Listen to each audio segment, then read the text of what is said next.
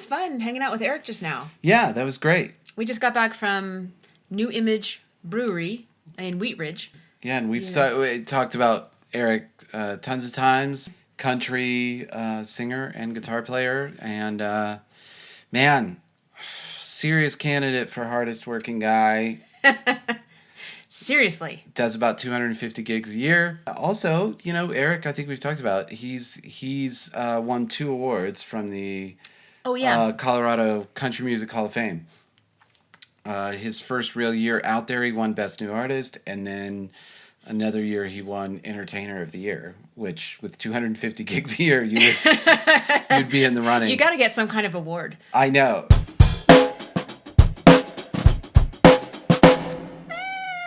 Colorado Music Hall of Fame. I respect him so much. I respect him so much. I was going to say the work ethic and the constant search for improvement. Very much. I mean, while we were hanging out, he was talking about how, for example, he records every show on a Tascam, and then during the first set break, he takes that recording out to the car to check the mix in the house from the recording to see if he needs to make any adjustments if he's running sound, which he often is. Right. And I was like, man, that's just one extra level of dedication. Plus, he listens back to those recordings afterwards and analyzes his voice and his guitar playing and the mix that he had set up. And he just keeps looking for that incremental improvement, and it has added up over years. Yeah. Years of that incremental improvement. He's a dude who's always looking for that next level. Yeah. Like, what's the next thing I can do? What else can I do? Yeah. Yeah. I respect that. I respect that so much. Yeah, it was just great to talk about, and fun to talk about, and we got to have him as a guest on the podcast. We really because do. Yeah. He certainly got his start in a lot of different ways, but one of the things he started doing originally was performance high showcases. Yeah. Was some of his first public performances. Mm-hmm. Yeah. Speaking of showcases, we had one just last night. Yes, at the Hard Rock Cafe, which we haven't been to since in the before days. Yeah. We used to play there a lot. And this was the first time we had the pop choir. Because the pop choir is new. So pop choir's very first performance. Yes. Yeah. And it was great. Oh, Joe Mondragon did such an amazing job with them, and an amazing job leading them, and it just really sounded great. Yeah.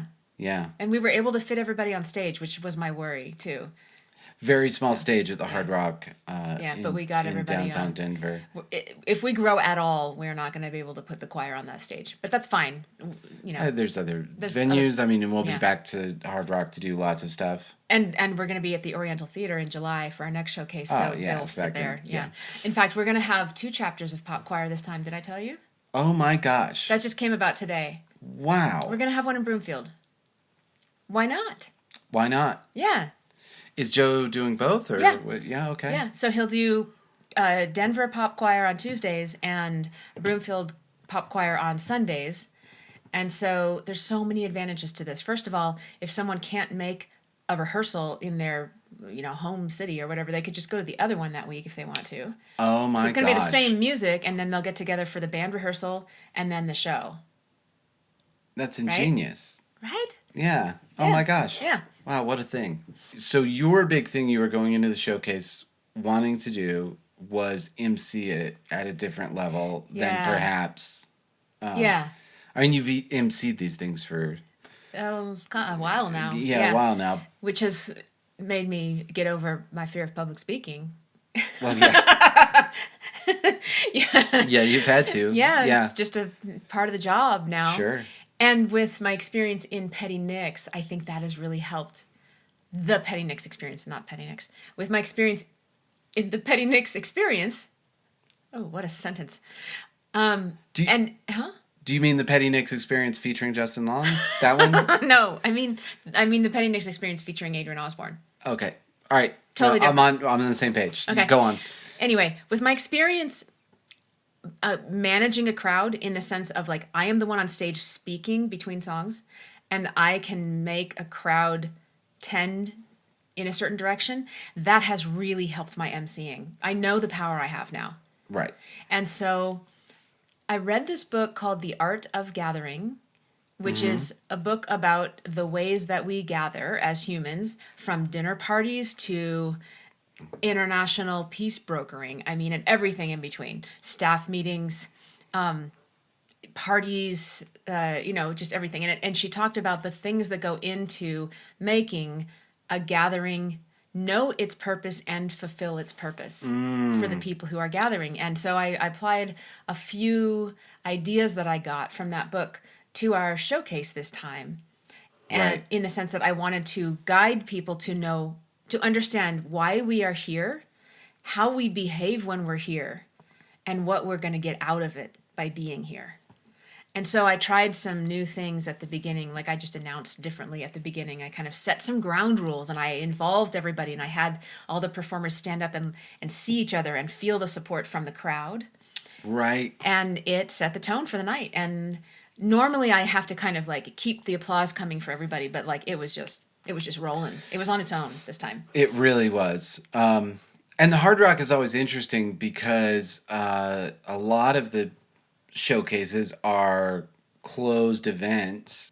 I mean, anybody could come in, but they're if you're not coming to see it, they're ticketed events, and it's very unlikely someone is just going to randomly come. But the Hard Rock, I would say it was 50-50 people who were just at the Hard Rock to eat dinner and have a few drinks, and then people that were there to see their friends or family members who were performing.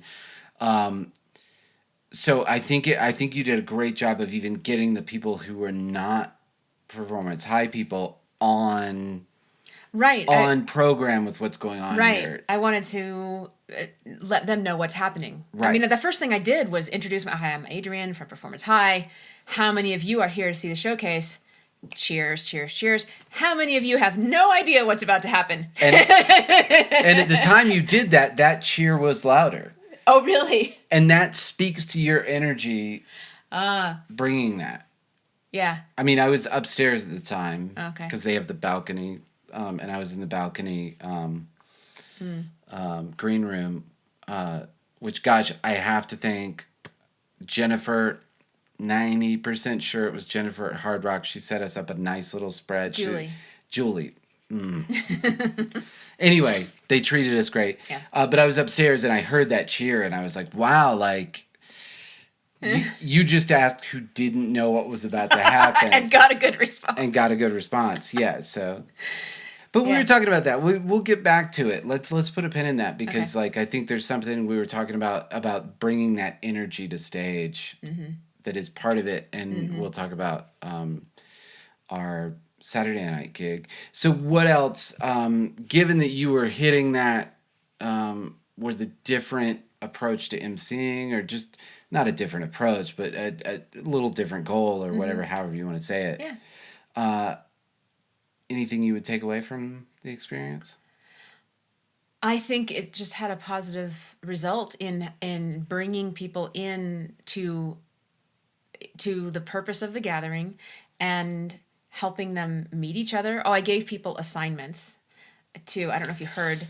No, of course. I mean, I won't get into the details because we have a lot to talk about. But, I gave the room assignments for meeting each other, in a sense, giving each other compliments and stuff.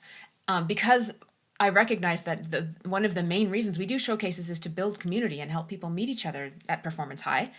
So I'm going to help make that happen. And I just feel like it paid back in mutual support and friendships being made and huge cheers for people in the middle of songs. Like anytime anybody hit a high note, there was a cheer. Yeah. It was great. But I wanted to note a special heartbreaking moment. I was going to bring it up too. Okay, do you want to talk about it? So Lily, who we've talked about a bunch of times, 12 or 13, and sings with us with Cody. And right, she's a backup singer with Cody, and she works with you on guitar. And she's one of my students. Production and stuff. Yeah.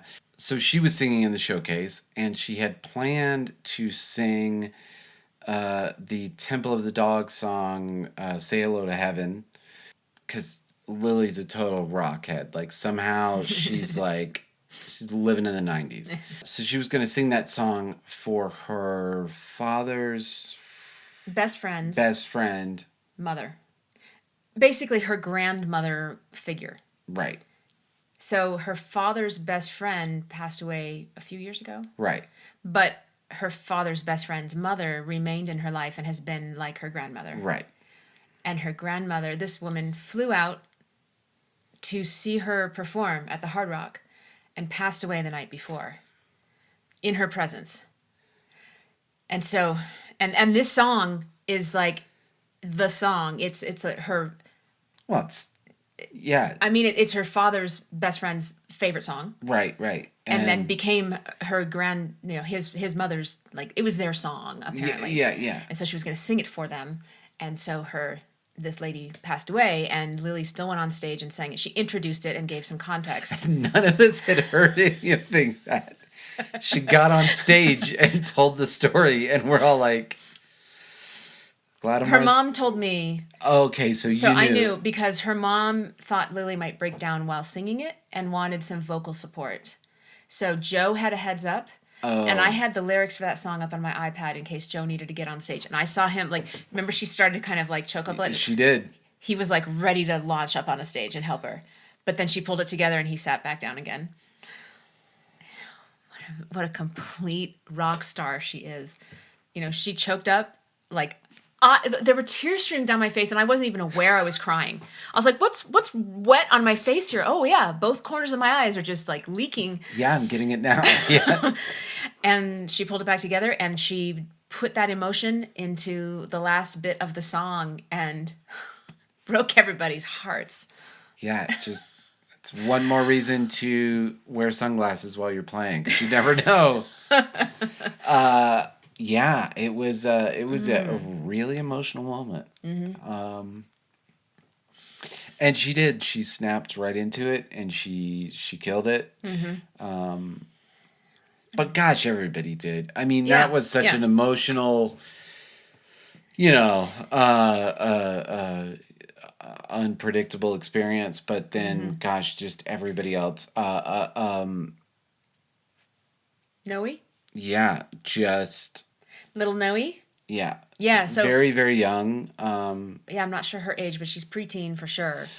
And we had some challenges in rehearsal because there's some very tricky timing on one of the songs she picked. Very tricky timing.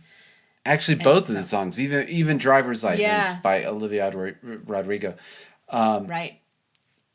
Which, by the way, is such a great song. If you have not listened to that song, it is... Everyone's listened to that song. I don't know. It's such a great story song. Mm-hmm. It really surprisingly great song.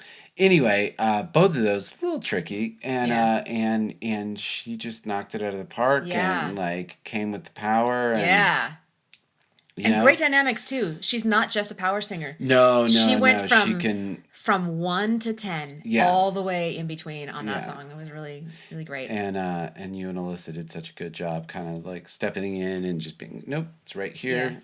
She only needed a little nudge. Yeah, it was great. Nandita was back. Mm-hmm. Loved Nandita. Sophia Thompson did great on Gravity. Oh my gosh, yeah, tore the room apart. Yeah. And then we closed it with a pop choir. And then, Saturday night, the night before that, we were at Boot Barn in Parker. In Colorado Springs. Sorry about that.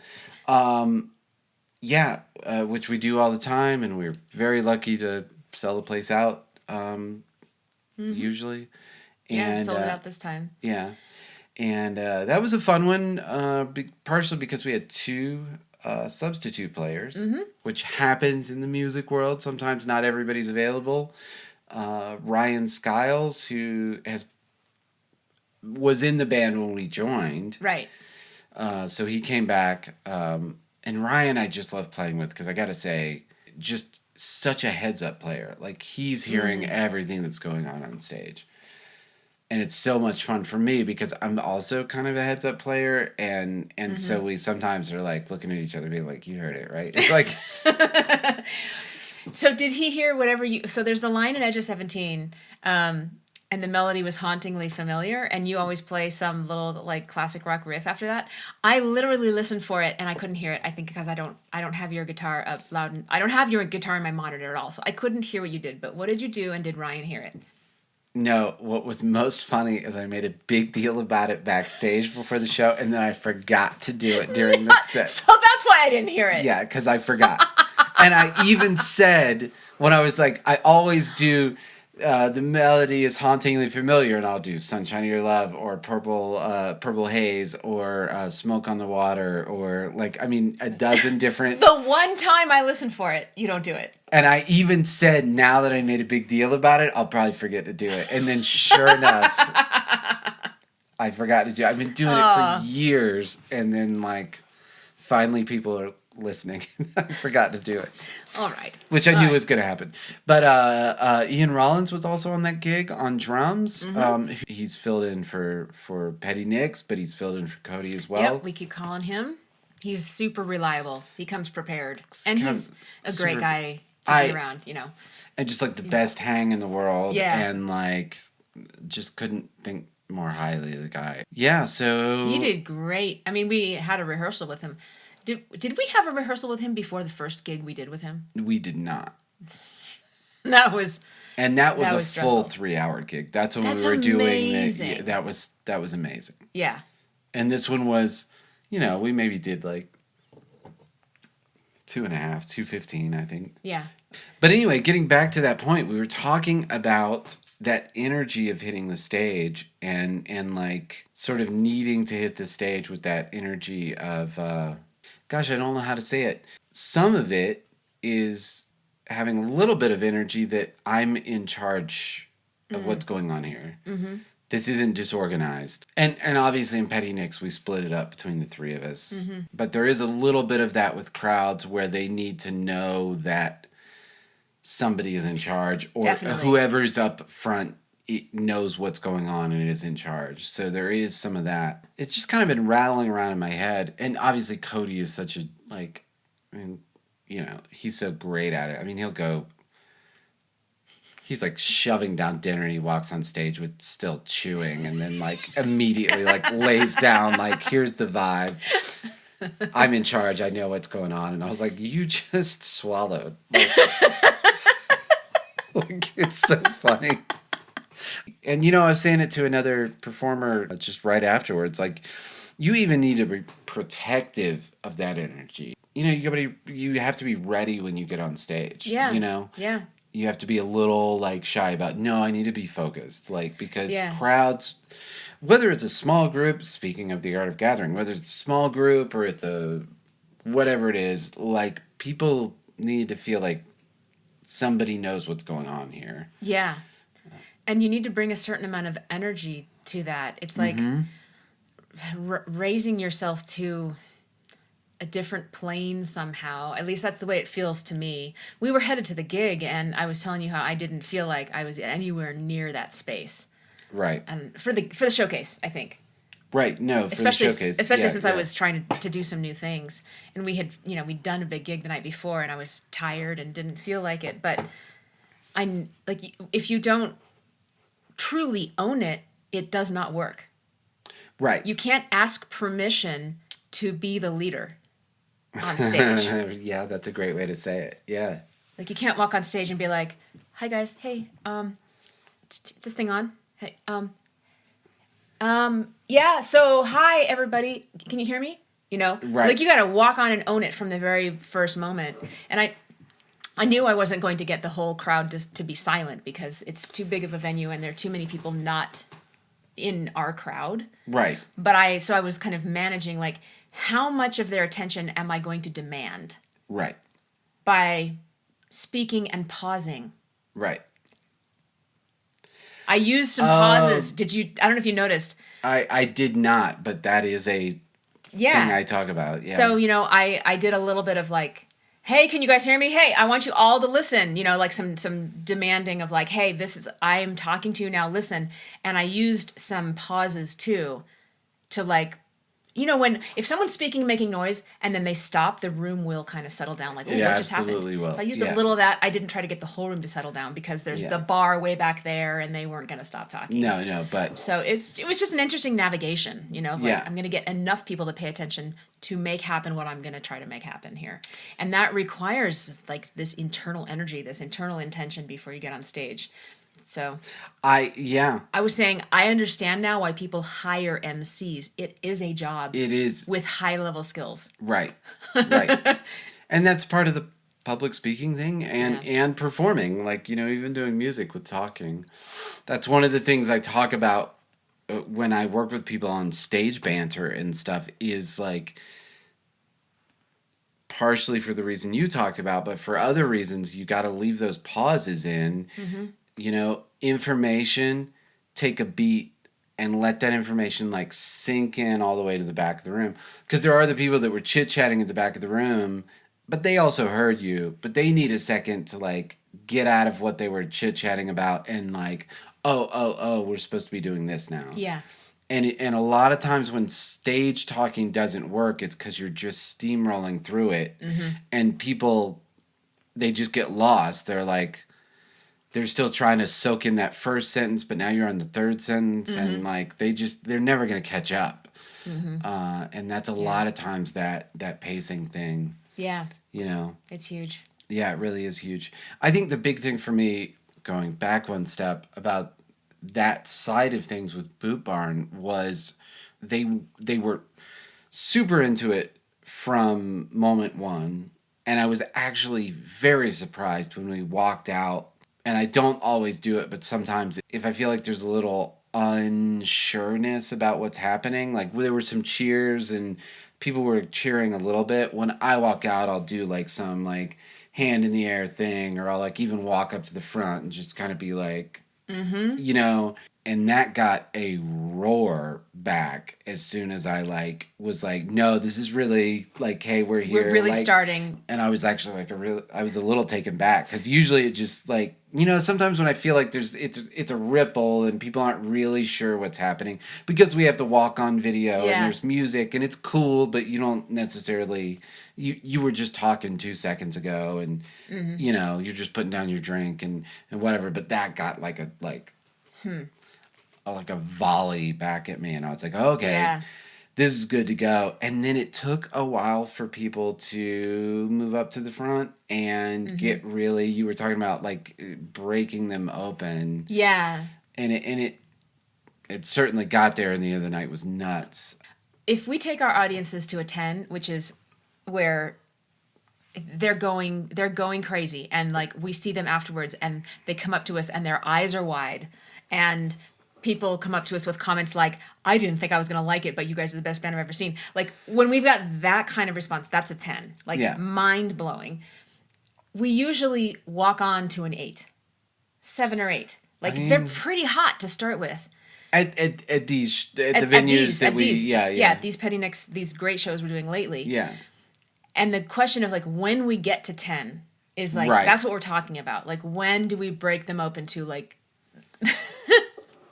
they're going to be crazy and they're going to bring friends the next time. And so it took a while to get from 8 to 10 at this show. Yeah. And I guess maybe my takeaway was a little bit of just keeping the confidence that, okay, we'll get there.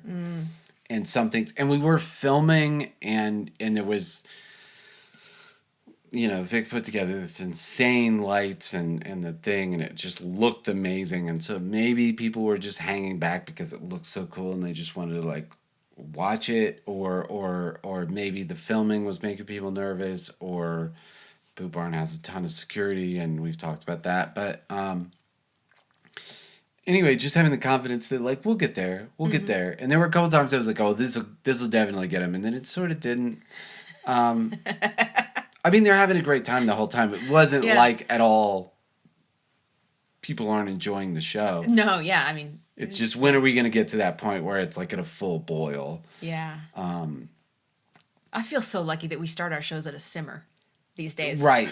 At least at the venues that are kind of like home venues. And we visit them regularly. I have one more thing. We have finally figured out how to write music together. Oh, yeah. We've known each other, since 2011. Right. And I think we started writing together pretty quickly. So we've been attempting to write together for over a decade. Mostly not attempting at all. Right. It's not like we're... No, it's not like we've been like every week for 10 years trying to... No. No, we tried here and there, and anyway, as we've mentioned on previous podcasts, we're trying some other ways of writing, and I think we figured it out. So that is, I'm collecting lyrics, I'm writing random phrases and themes and stuff down in like kind of groups, like here's a thing that might become a song. We did learn that the Elton John method of me tossing some stuff over the fence to you to make music out of it doesn't work, because I'm not giving you good stuff to work with. So on your side, you're just coming up with musical ideas, maybe a minute long, maybe longer. Maybe they have only one musical part, maybe they have two. Yeah. Meaning like an A section and a B section. You give me some ideas. I see what I can apply. I start making a song out of it. I might rearrange it, show it to you. You might suggest a melody. Then, once it's becoming a song, I give it to you, and you kind of arrange it. You work on it. You flesh it out. You make it sound like it's got some more production behind it. And then you give it back to me, and I add some bells and whistles because I'm good at like little motifs and stuff, some synth layers maybe, some unusual sounds, some background vocals. And then I give it back to you to finish the demo. I could feel like, we finally figured it out. We finally cracked it a little bit. We finally have some decent ideas. Several of them. Yeah. Maybe 5 to 8 good ideas going right now. I think we've got some really good ones. I'm very excited about the potential, certainly, of some of the tunes that are floating around. Yeah, it's interesting, though. I find it very interesting that over the time we have worked together, we have written songs that we played live or released or whatever, made videos for, whatever, and we have written basically every variation of the way you can write. There are things you have brought to the table that are fully fleshed out, lyrics, melody, chords, the whole thing. There's stuff I brought to the table where I wrote literally every word and literally, and every variation of like, you started it, I started it. We've really done it kind of every combination of ways. Yeah. And this feels like it's finally like, okay, this seems like a bit of a system. This feels like a good workflow. Right. Like it's a collaboration in the best sense, in the best way that we've ever collaborated. Yeah. Well, it only makes sense. I mean, I think everybody, it only makes sense to like lean on your strengths and like you do the things you're strong at, I do the things I'm strong at. And I think the challenge previously has been kind of trying to like chronologically synchronize our strengths, because our strengths come in at different points in the process. Right. That's very true. Like I'm not good at writing the music part. You are. You're great at writing a kind of lyric, like tends to be like a certain thing. And I have my thing too, but like I would say I'm a little stronger at writing lyrics than you are. Yeah, sure. But like those things can't live separately, so they have to kind of come in somewhere near the early stage of the process. And then even beyond that, we both have our own strengths as far as finding melodies, finding hooks, identifying what's working and what's not lyrically and with repetition. And we have a good sense of arrangement. We're both good at arrangement. Yeah. I think you're better. You have some more creative ideas about arrangement. Yeah. But arrangements are like, I feel like arrangements, once you get past a certain point with it, it's sort of like that thing that some Italian sculptors said about the shapes already in the marble. Right. Like it's there. Like you're more finding it than you're creating it. I feel that way too. It's like I just change it until it's right. Right. But still, you still have the occasional like idea for removing an instrument here or repeating that tag an extra time. I'll push things into being a little surprising or something. Yeah. Let's talk sponsors, because we should probably close this one out. Yeah, it's time to close it. Well, we had beer with Eric Golden at New Image Brewing, as we mentioned. Yeah. So they have several locations, but they definitely have one on 44th in Wheat Ridge. They have one in Arvada, too. Yeah, and their famous one is Moped. Oh, really? Yeah, is their famous one. Okay. It's tangerine wheat beers. So New Image, check them out. They're everywhere, I'm sure. And always performance high. Voice and music studio. I never remember the last part. And just want to thank you guys for listening. Yeah. Let's just tie this one off. Let's not make a big production out of it. That's it. See you next week.